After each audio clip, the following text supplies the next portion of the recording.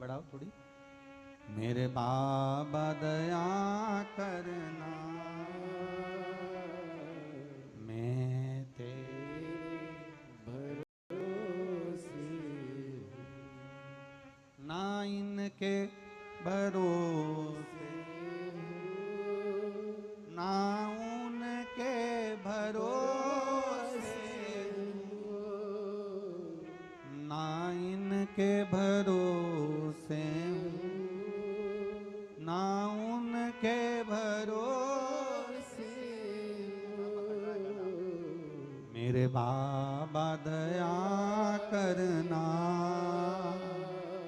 मैं तेरे भरोसे, मेरे बाबा दया करना,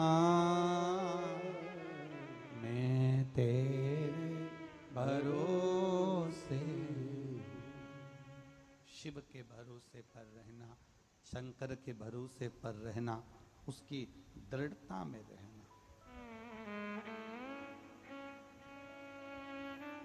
आप जितना जितना भरोसा शिव पर करोगे उतने उसके करीब होते चले जाओ।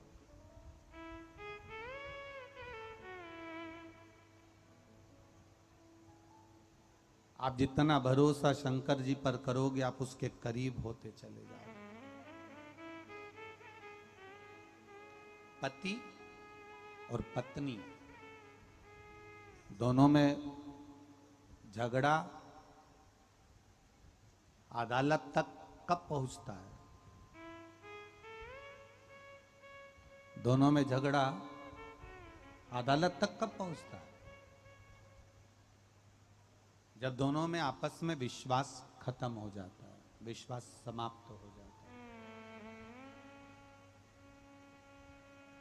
जब दोनों का भरोसा एक दूसरे पे से उठ जाता है, जब दोनों का विश्वास, दोनों का भरोसा समाप्त हो जाता है, तो पति पत्नी अदालत में जाकर तलाक के लिए एप्लीकेशन लगा देते हैं।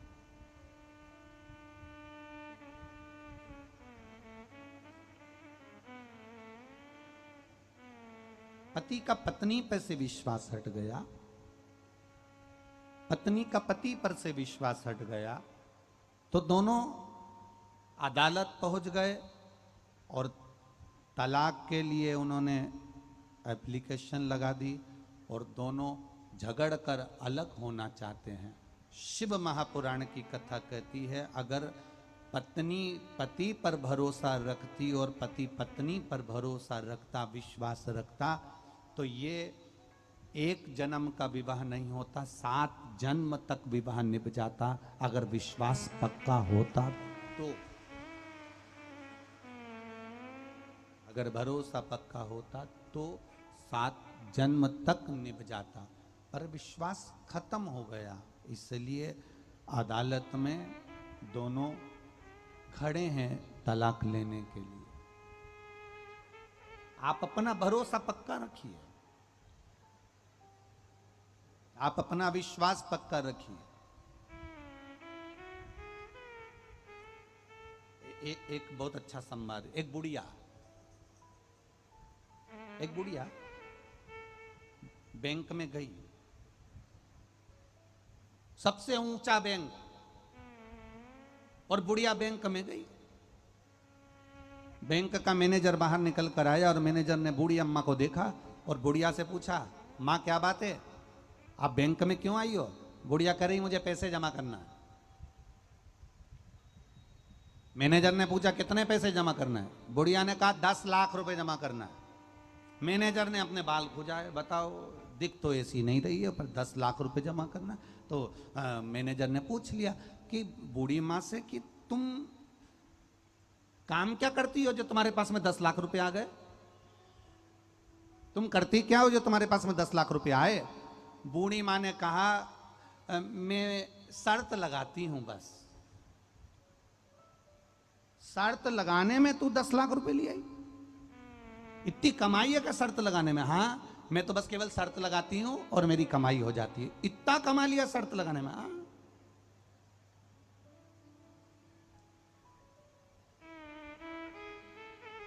मैनेजर ने कहा ऐसी कौन सी शर्त लगा लेती हो तुम? इतने में बूढ़ी अम्मा ने बोला तुम मुझसे शर्त लगाओगे कि अब भी बोलो, 1,00,000 रुपए की शर्त है। तो इतने में मैनेजर ने पूछा कौन सी शर्त है बता। इतने में बुढ़िया बोली तुम्हारे सिर पे जो बाल लगे हैं वो बिग लगी हुई है, तुम्हारे बाल नकली हैं, असली नहीं है, लगा शर्त, 1,00,000 रुपए की शर्त है।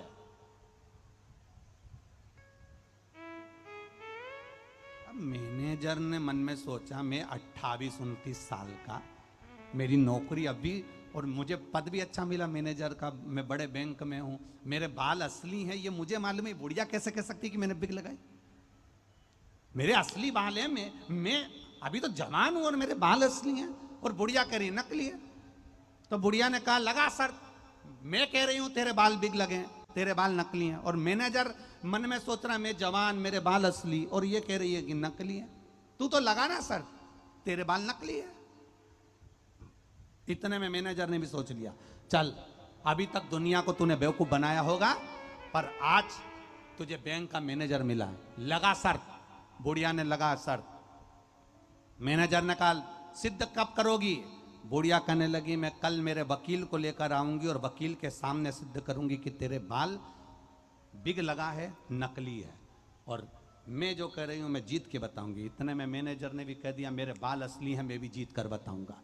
अब बैंक का मैनेजर घर चले गया, उसको रात भर नींद नहीं आई कि बुढ़िया मेरे बाल को कह रही है कि बिग लगाए हो, नकली है, और बैंक का मैनेजर रात भर सोच रहा है कि मेरे असली बाल हैं और ये नकली कह रही है।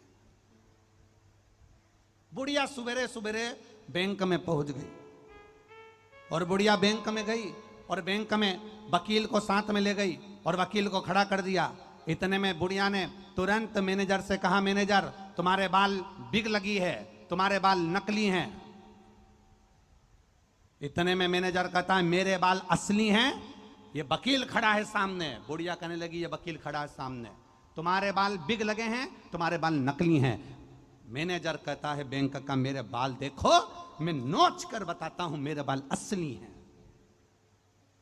इतने में बुढ़िया ने कहा नहीं, हम तुम्हारी बात को स्वीकार नहीं कर सकते, मैं अपने हाथों से तुम्हारे बाल खींच कर देखूंगी, नोच कर देखूंगी। इतने में क्यों वकील साहब, प्रूफ करने के लिए खींच कर देखना पड़ेगा, नोच कर देखना पड़ेगा? वकील ने कहा नोच लो।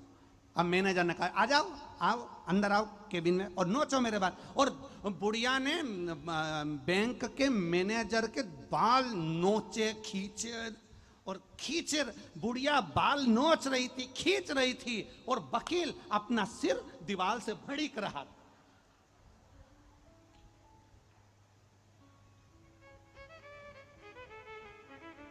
बुढ़िया बाल को नोच रही है मैनेजर के, बुढ़िया बैंक के मैनेजर के बाल को नोच रही है, खींच रही है, और वकील अपने सिर को दीवार से भड़क रहा था, दीवार से ठोक रहा था। इतने में मैनेजर ने बुढ़िया से कहा तुम्हारे वकील को क्या हो गया, ये दीवार से अपना सिर क्यों भड़क रहा है? इतने में बुढ़िया ने कहा इस वकील ने मुझसे 5 लाख की शर्त लगाई थी कि किसी बैंक के बड़े मैनेजर के बाल नोच के बता देना, 5 लाख दे दूंगा।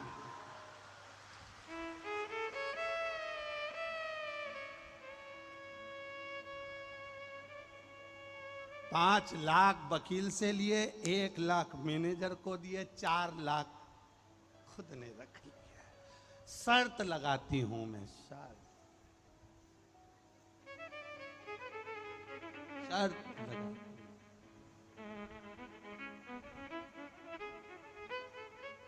मेरा निवेदन आपसे भी है, सारी दुनिया में भटक लो, सारी दुनिया में धक्के खा लो, सारी दुनिया में हाथ जोड़ लो और सबसे निवेदन कर लो कि मेरा ये काम कर दो, मेरे बच्चे की नौकरी लगा दो, मेरे बच्चे का ये कर दो। सारी दुनिया में धक्के खा लेना, और सब दूर धक्के खाने के बाद एक बार मेरे महादेव पर विश्वास कर कर 1 लोटा जल चढ़ाना प्रारंभ कर देना, आपकी जीत निश्चित हो जाए।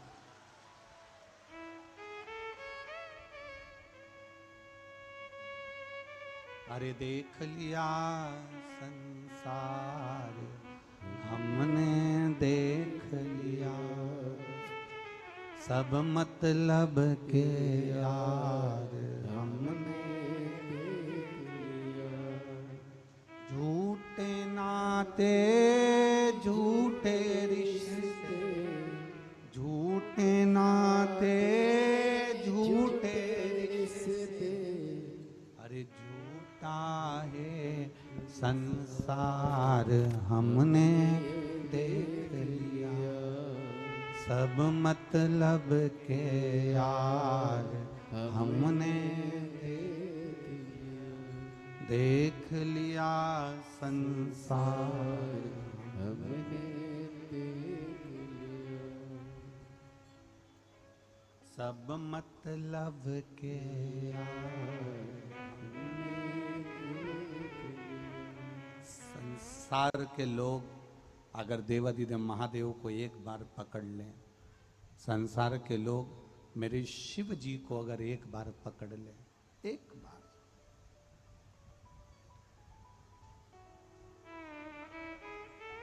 छूने में और छेड़ने में बहुत अंतर है। बोलो जरा जम के, किस किस चीज में अंतर है? जम के बोलो।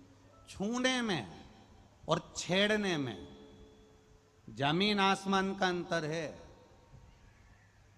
हम जब परमात्मा को छूते हैं, हम जब माता पिता के चरण को छूते हैं, हम जब गुरुजन के चरण को छूते हैं तो हमको आशीर्वाद मिलता है, और हम जब किसी को छेड़ते हैं तो आशीर्वाद नहीं, जूता मिलता है, चप्पल मिलती है। छूने में और छेड़ने में जमीन आसमान का अंतर है। हमारा शिव पुराण कहता है, शिव महापुराण की कथा कहती है, हम जब केवल छूते हैं, परमात्मा के शिवलिंग का स्पर्श किया, जलाधारी का स्पर्श किया, उसकी चौखट का स्पर्श किया, उसके दरवाजे का स्पर्श किया, उसके द्वार का स्पर्श किया, उसकी चौखट का स्पर्श किया, उसके दरवाजे का स्पर्श किया, उसकी चौखट का स्पर्श किया, उसके दरवाजे के चौखट का, नंदी का, उसके चरणारविंद का जब हमने स्पर्श किया, उसको छुआ, तो छूने पर हमको आशीर्वाद मिलता है और कुछ प्राप्त नहीं होता। और अगर एक बार परमात्मा के चरण छूने पर आशीर्वाद मिल जाता है तो हमारा जीवन अपने आप सार्थक होता चले जाता है, धन्य होता चले जाता है।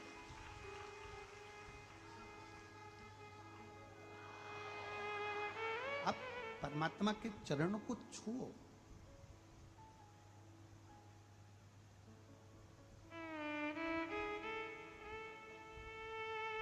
पूरी जिंदगी, पूरा जीवन, पूरी जिंदगी, पूरा जीवन हमने, पूरी जिंदगी, पूरा जीवन हमने इस शरीर को साबुन से धोया, इत्र लगाया, साबुन से धोकर इत्र लगाया, खूब इत्र लगाया, खूब धोया, खूब इत्र लगाया, खूब धोया। पर ईमानदारी से बोलना, मरने के बाद तुम कितना भी इत्र लगाकर भले मर गए हो, चाहे तुम कितना भी साबुन से शरीर धो धोकर मर गए हो, पर इत्र लगा शरीर में जब आखिरी में जलता है और जलने के बाद जो राख बनती है, क्या उस राख से इत्र की खुशबू आती है? बोलो बोलो जम के, नहीं आती। शरीर पर कितना भी इत्र लगाना, शरीर पर कितना भी साबुन लगाना, शरीर पर कितना भी परफ्यूम लगाना, पर शरीर से इत्र की खुशबू तुम्हारे मरने के बाद राख से इत्र की खुशबू नहीं आएगी। पर किसी को एक गिलास पानी पिला देना, किसी भूखे को भोजन करा देना, किसी प्यासे को पानी पिला देना, किसी की दुख की घड़ी में जाकर खड़े हो जाना, तो तुम्हारी राख में से भी इत्र जैसी खुशबू आएगी कि तुम्हारे जीवन में तुमने कुछ अच्छा करा है, तुमने अपनी जिंदगी में कुछ श्रेष्ठ कर्म करने का प्रयास करा है, तुमने अपने जीवन में कुछ अच्छा करने का प्रयास किया। अच्छा कर्म करिए।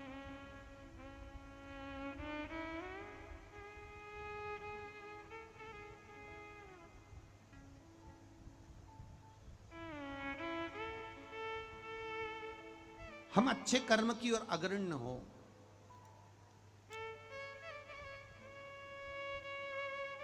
अभिमान, अहंकार, व्यक्ति को बर्बादी की ओर ले जाता है। हम जब अभिमान से दूर होते हैं, हम जब अहंकार से दूर होते हैं, तब परमात्मा के करीब होते चले जाते हैं। एक पत्र आया है, देखिए, उसमें लिखा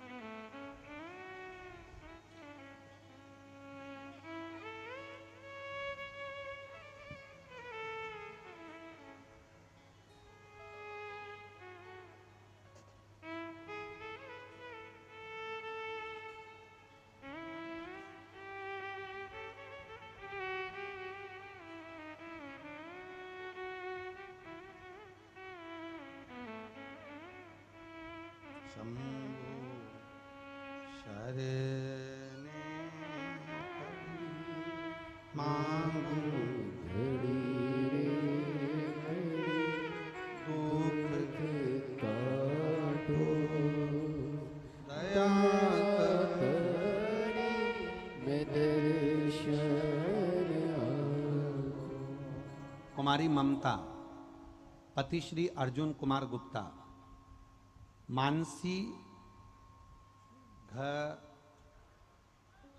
मानसी घरारी खगड़िया, सही बोला है? हाँ ठीक है ना। कुमारी ममता, पति श्री अर्जुन कुमार गुप्ता, मानसी घरारी खगड़िया, बिहार। आप ही हैं? दोनों हाथ हिला दो एक बार। गुरुदेव, 3 सालों से बहुत बीमार रहती थी। डॉक्टर के पास जाती थी तो मेरा इलाज बताया जाता था, कहीं बीपी है, कहीं शुगर है, कहीं थायराइड है, कहीं गठिया है। ऐसे ही गठिया की बीमारी बता दी और 3 साल से लगातार इलाज चलता रहा। बीपी भी मेरा गड़बड़ रहा, शुगर भी मुझे हो गई, सब बीमारियां मेरे को घेर ली। गुरुदेव, डॉक्टर को बदलती रही 3 साल तक। ऐसा कोई हॉस्पिटल नहीं जिसमें जाकर इलाज ना करवाया हो। गुरुदेव, अंत में किसी को मंदिर जाते देखा और मंदिर जाते हुए उसने बताया कि शंकर भगवान पर जल चढ़ाकर उसको पीने का जो लाभ बताया, आपकी शिव पुराण से सुना था।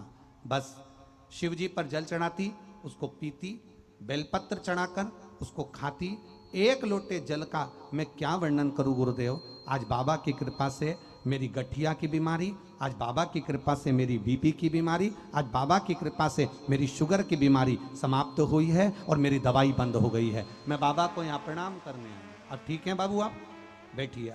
हाथ पैर में अब जकड़न तो नहीं गठिया की? ठीक, बैठिए। श्री शिवाय। शंभु है ये, शिव।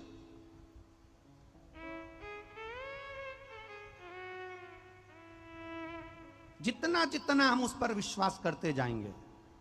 हम लोगों से कहते हैं, आप आस्था चैनल पर कथा सुनते हो, आप मोबाइल पर कथा सुनते हो, आप फेसबुक यूट्यूब पर कथा सुनते हो। आपके घर के लोग आपसे कहते होंगे, क्या रोज रोज कथा सुन रहे हो, क्या रोज रोज महाराज जी की कथा सुन रहे हो, क्या बोर नहीं होते होगे? महाराज जी रोज कथा करते हैं तो क्या बोर नहीं होते होगे? क्या बोर नहीं होते होगे?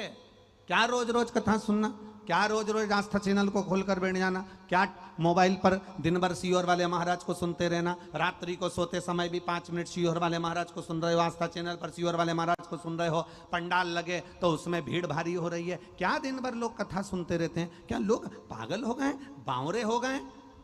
नहीं, शिव महापुराण की कथा कहती है, आप जितनी जितनी कथा सुनते चले जाओगे, आप जितना जितना शंकर कथा में रमते चले जाओगे, उतना तुम्हारे दिल में महादेव के प्रति विश्वास बढ़ता चले जाएगा और तुम शंकर के, शंकर तुम्हारा हो जाएगा।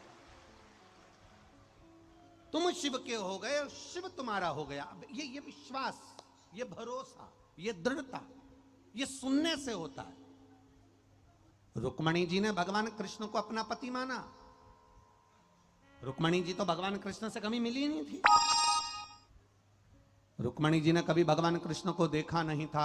रुक्मणी जी ने कभी भगवान कृष्ण का दर्शन नहीं किया था, रुक्मणी जी कभी भगवान कृष्ण से मिली नहीं थी, रुक्मणी जी कभी द्वारका में जाकर भगवान कृष्ण का दर्शन नहीं करी थी, फिर रुक्मणी जी के मन में भगवान कृष्ण के प्रति इतना प्रेम, इतना भाव कैसे जाग गया? क्योंकि रुक्मणी जी जब जब अपने पिता के साथ में राजा भीष्मक के पास में सिंहासन पर बैठती थी और लोग जब राजा भीष्मक के पास आते थे तो भगवान कृष्ण का गुणगान गाते थे। कृष्ण ऐसे हैं, कृष्ण ऐसे हैं, कृष्ण ने ये किया, कृष्ण ने वो किया। रुक्मणी जी के दिल में कृष्ण के प्रति भाव जागृत होता चले जाता था, भाव जागृत होता चले जाता था। रुक्मणी जी के हृदय में भगवान कृष्ण के प्रति विश्वास केवल सुन सुनकर इतना जाग गया कि रुक्मणी कृष्ण की हो गई और कृष्ण रुक्मणी के हो गए। आखिरी में भगवान को रुक्मणी को लेने जाना पड़ा।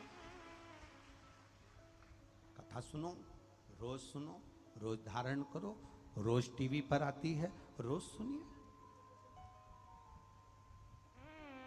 25 तारीख को कथा यहां विराम हो जाएगी।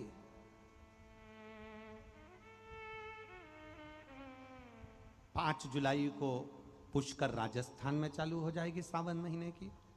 सावन चालू होगा, वो जो पुष्कर जी में कथा होगी वो 1 बजे से 4 बजे तक होगी। सावन चालू होगा और ये कथा विराम होगी, उसके बीच में गुरु पूर्णिमा उत्सव रहेगा 1, 2, 3 तारीख का, जिसमें आपको टीवी पर गुरु पूर्णिमा महोत्सव के 2 घंटे के प्रवचन रोज सुनने को मिलेंगे 1 बजे से 3 बजे तक। आप 1 तारीख, 2 तारीख और 3 तारीख को 1 बजे से 3 बजे तक आस्था चैनल पर, फेसबुक, यूट्यूब पर भी आप गुरु, शिव गुरु की चर्चा,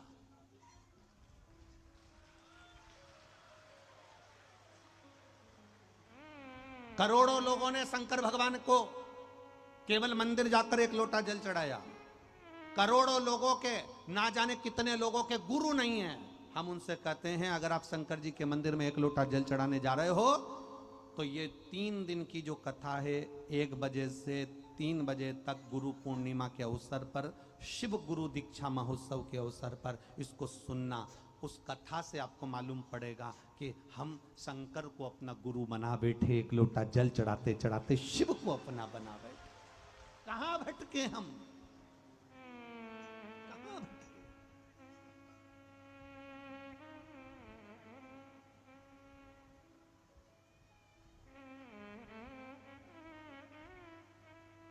शिव को अपना बना लिया,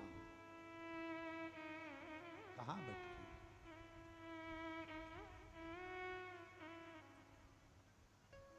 उस कथा का नाम हमने 3 दिन की जो कथा है उसका नाम ही हमने दिया शिव गुरु दीक्षा महोत्सव। कि जितने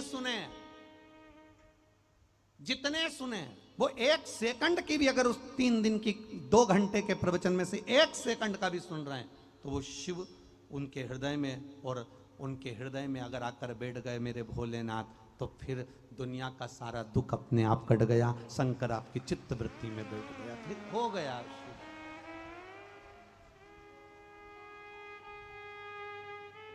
फिर सोचना नहीं महाराज, देने वाला वो। अरे लुटा दिया भंडार काशी, कर दिया माला माल काशी। तुम लोग बड़ी जल्दी खड़े हो जाते हो। ठीक है, अब हो गए हो तो बड़ी आनंद है।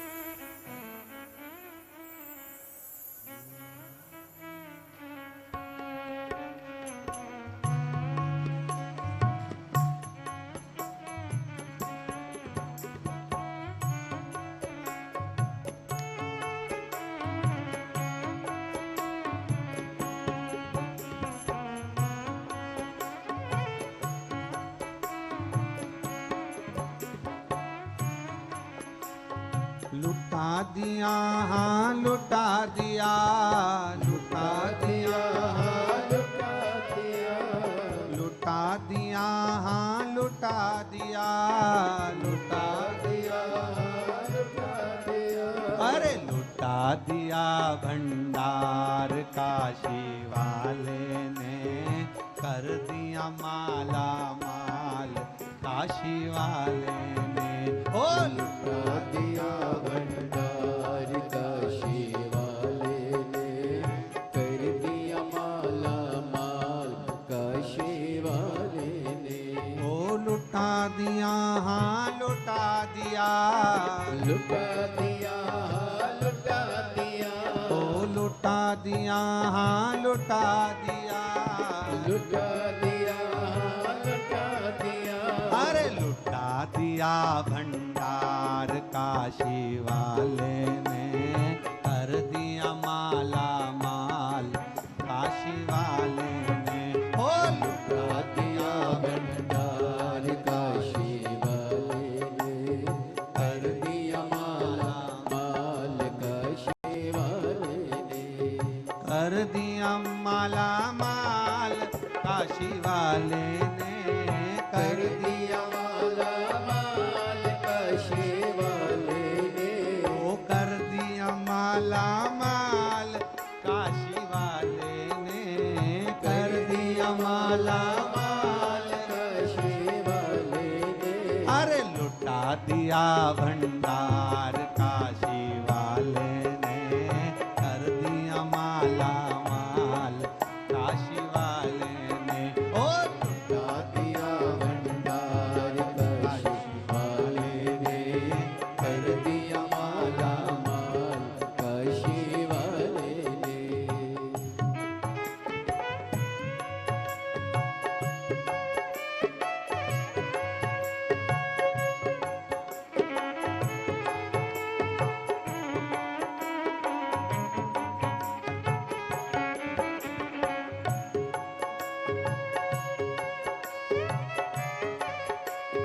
जय हो।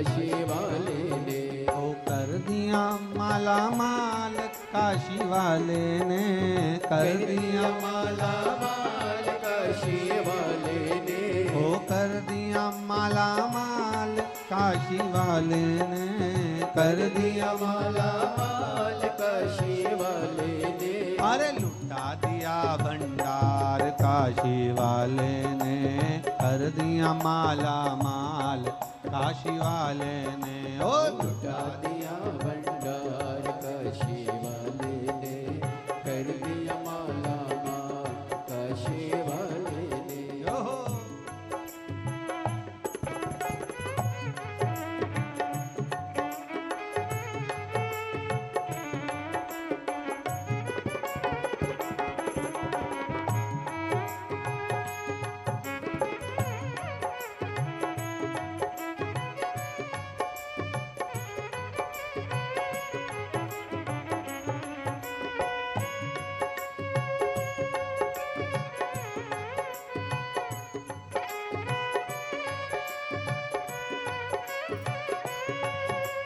जय हो।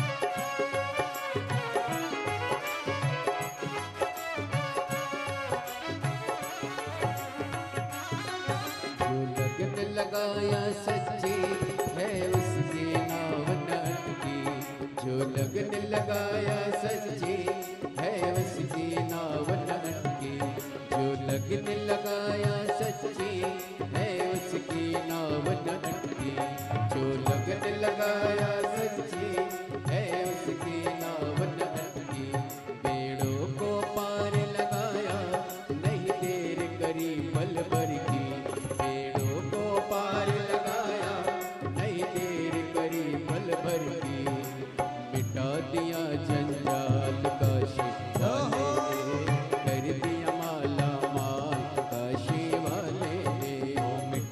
दिया जंजाल, काशी वाले ने कर दिया माला माल, काशी दिया भंडार काशी वाले ने, कर दिया माला माल काशी वाले ने। लुटा दिया भंडार काशी वाले ने, लुटा दिया भंडार काशी वाले ने, लुटा दिया भंडार काशी वाले ने, ओ लुटा दिया भंडार काशी वाले ने, लुटा दिया भंडार काशी वाले ने। ओ कर दिया माला माल काशी वाले ने, लुटा दिया भंडार काशी वाले ने, ओ कर दिया माला माल काशी वाले ने, कर दिया माला माल काशी वाले ने। लुटा दिया, हाँ लुटा दिया, लुटा दिया लुटा दिया, लुटा दिया, हाँ लुटा दिया, लुटा दिया लुटा दिया। अरे लुटा दिया भंडार काशी वाले ने, कर दिया माला माल काशी वाले ने, ओ लुटा दिया भंडार काशी वाले ने, कर दिया माला माल काशी वाले ने। अरे लुटा दिया भंडार काशी वाले ने, कर दिया माला माल काशी वाले ने, ओ लुटा दिया भंडार